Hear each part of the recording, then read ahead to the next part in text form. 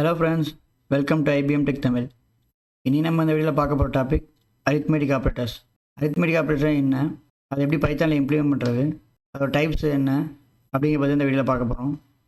இப்போ தான் நம்ம வீடியோ ஃபஸ்ட் டைம் பார்க்குறீங்க அப்படின்னா சப்ஸ்கிரைப் பண்ணுங்கள், பக்கத்தில் இருக்க பெல் பட்டனை ப்ரெஸ் பண்ணி நோட்டிஃபிகேஷன் ஆளில் போட்டுருங்க. அப்போ தான் நான் அப்லோட் பண்ணுற லேட்டஸ்ட் வீடியோ உங்களுக்கு கிடைக்கும். வாங்க வீடியோக்குள்ளே போகலாம்.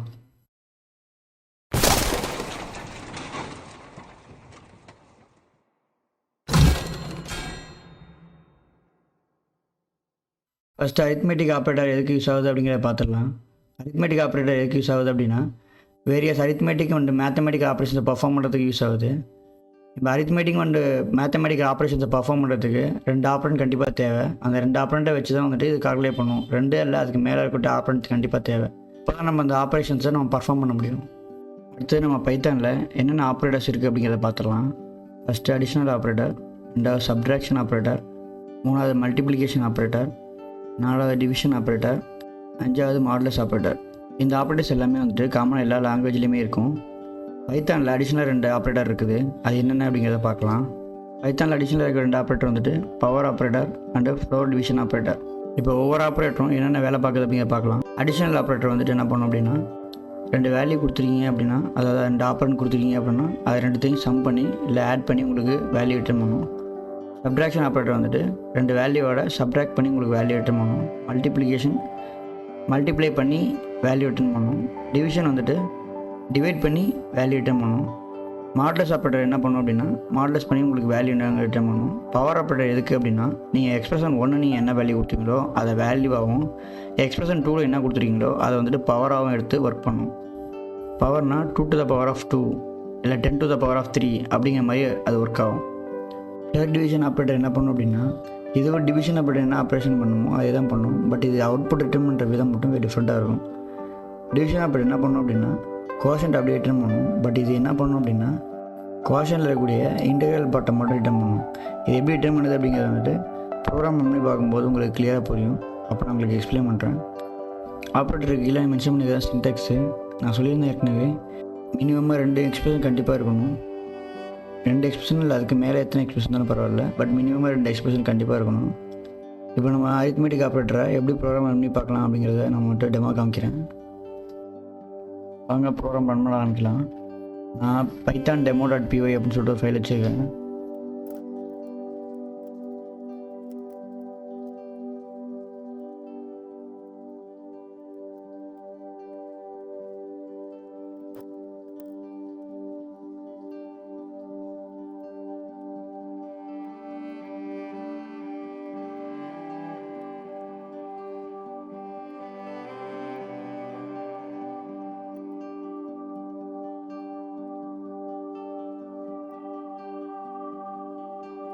நம்ம ப்ரோக்ராம் டைப் பண்ணியாச்சு. இப்போ நம்ம மட்டும் ரன் பண்ணி பார்க்கலாம் அரித்மெட்டிக் ஆப்ரேஷன் எப்படி ஒர்க் ஆகுதுன்னு சொல்லிட்டு. நம்ம அடுத்து டெர்மினல் ஓப்பன் பண்ணிக்கலாம்.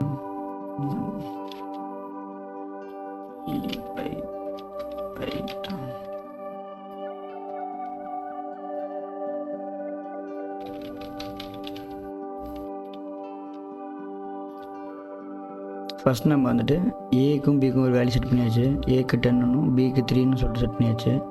அதுக்கப்புறம் நம்ம பிரிண்ட் பண்ண ஆரம்பிக்கிறோம் ஒவ்வொரு அரித்மெட்டிக் ஆப்ரேஷனாக. சம்முக்கு வந்துட்டு a + b 13 வந்துருச்சு, a - b வந்துட்டு 7 வந்துருச்சு, a × 13 வந்துருச்சு, a / b வந்துட்டு 3.33 சம்திங்னு சொல்லிட்டு ஒரு வேல்யூ வந்துருச்சு. அடுத்தது a மாடுலஸ் b, நம்ம ஏக்கு வந்து 10 வச்சுருந்தோம், பிக்கு 3 வச்சுருந்தோம்.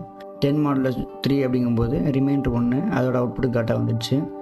இப்போ அடுத்து பவர் ஆப்ரேஷன் வந்துட்டு a பவர் ஆஃப் b அப்படின்னு சொல்லி போட்டிருக்கோம். இது வந்துட்டு என்ன காரணம் அப்படின்னா 10 × 10 வந்துட்டு 100, 100 × 10 வந்துட்டு 1000. ஸோ அப்படிங்கிற பட்சத்துக்கு 3 டைம்ஸ் வந்துட்டு எக்ஸிக்யூட் ஆகும்போது 1000 அப்படிங்கிற அவுட்புட் கரெக்டாக வந்துருச்சு.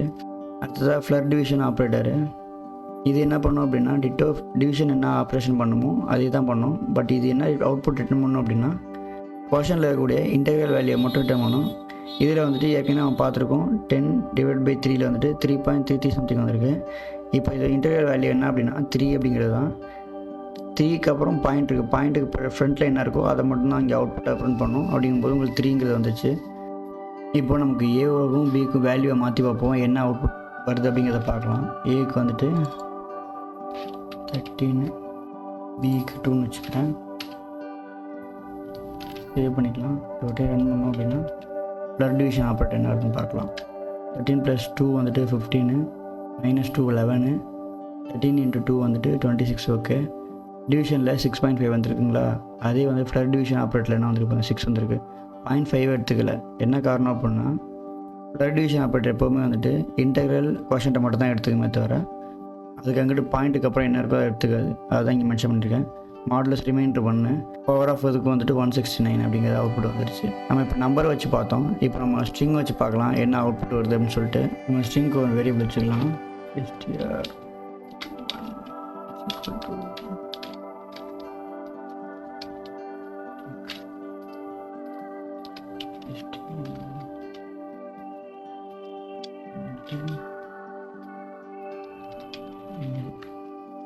இப்போ நம்ம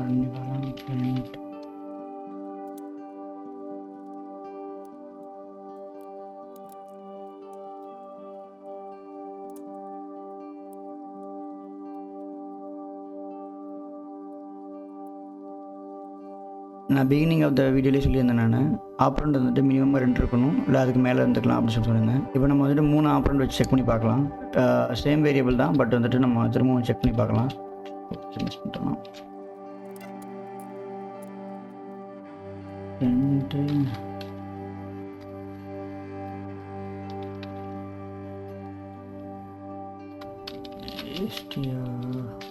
1 multiple times of 1/3 3.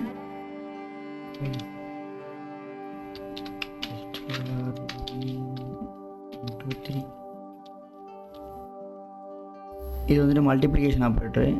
ஸ்ட்ரிங்குக்கு multiplication operator use பண்ணால் என்ன வருது அப்படிங்கிறத பார்க்கலாம். நம்ம டைப் பண்ணியாச்சு. இப்போ ரன் பண்ணி பார்க்கலாம்.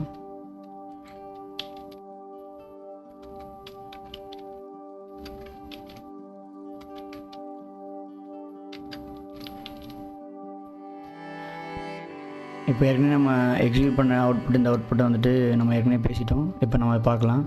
STR1 and STR2. இப்போ நான் இங்கே ஸ்பேஸ் ஃபுல்லாக அப்படிங்கிறதால எனக்கு வந்துட்டு IBM Tech Tamil அப்படிங்கிற ஸ்பேஸ் இல்லாமல் வந்துடுச்சு. IBM Tech அப்படிங்கிறது வந்துட்டு ஒரு STR1, தமிழ் அப்படிங்கிறது வந்துட்டு STR2 அப்படிங்கிறது கன்கார்னேட் ஆகி வந்துச்சு.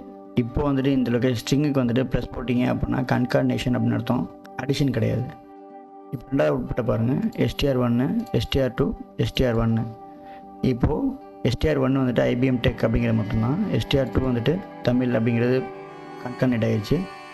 அந்த IBM Tech தமிழ் அப்படிங்கிறது கூட திரும்பவும் STR1 வந்துட்டு நான் கன்கார்னேட் பண்ணியிருக்கேன். அப்படிங்கும்போது திரும்பவும் IBM Tech அப்படிங்கிறது வந்துருச்சு. IBM Techக்கு தமிழ் திரும்ப IBM Tech அப்படிங்கிறது கன்கார்னேட் ஆகிடுச்சு. இப்போ இதில் வந்துட்டு மூணாவது அவுட்புட் எப்படி வந்திருக்கு பாருங்கள்.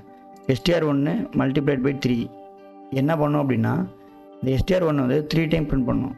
இங்கே வந்துட்டு என்ன நடக்குது அப்படின்னா அந்த STR1 வந்து மல்டிபிள் டைம் வந்துட்டு பிரிண்ட் பண்ணு அப்படிங்கிறது தான் இங்கே வந்துட்டு ஸ்ட்ரிங்கை பொறுத்த வரைக்கும். நம்பரை மல்டிப்ளை பை 3ன்னு போட்டோம் அப்படின்னா என்ன வேல்யூ கொடுத்துருக்கோமோ STRக்கு அந்த வேல்யூ நம்பரில் இருக்கும்போது அதை மல்டிப்ளை பண்ணி ஒரு வேல்யூ கொடுக்கும். பட் ஸ்ட்ரிங்கை பொறுத்த வரைக்கும் நீங்கள் மல்டிப்ளைட் பை 3ஓ இல்லை 2ஓ இல்லை 10ஓ கொடுத்தீங்க அப்படின்னா அந்த பர்டிகுலர் ஸ்ட்ரிங் வேல்யூ எத்தனை டைம் வந்துட்டு பிரிண்ட் பண்ணணும் அப்படிங்கிறத நீங்கள் சொல்கிறதா அர்த்தம். இப்போ வந்துட்டு அரித்மெட்டிக் ஆப்ரேஷன் வந்துட்டு நம்பர்லேயும் ஸ்ட்ரிங்லையும் எப்படி இம்ப்ளிமெண்ட் பண்ணுறதுன்னு பார்த்தோம். இந்த வீடியோ உங்களுக்கு புரிஞ்சிருக்குன்னு நான் நம்புகிறேன். இந்த வீடியோ பிடிச்சிருந்துச்சு அப்படின்னா லைக் பண்ணுங்கள், கமெண்ட் பண்ணுங்கள், ஷேர் பண்ணுங்கள், சப்ஸ்கிரைப் பண்ணுங்கள். பக்கத்தில் இருக்க பெல் பட்டனை ப்ரெஸ் பண்ணி நோட்டிஃபிகேஷன் ஆளில் போடுங்க. அப்போ தான் நான் அப்லோட் பண்ணுற லேட்டஸ்ட் வீடியோ உங்களுக்கு கிடைக்கும். இன்னும் நல்ல வீடியோவில் நான் பார்க்குறேன். தேங்க்யூ.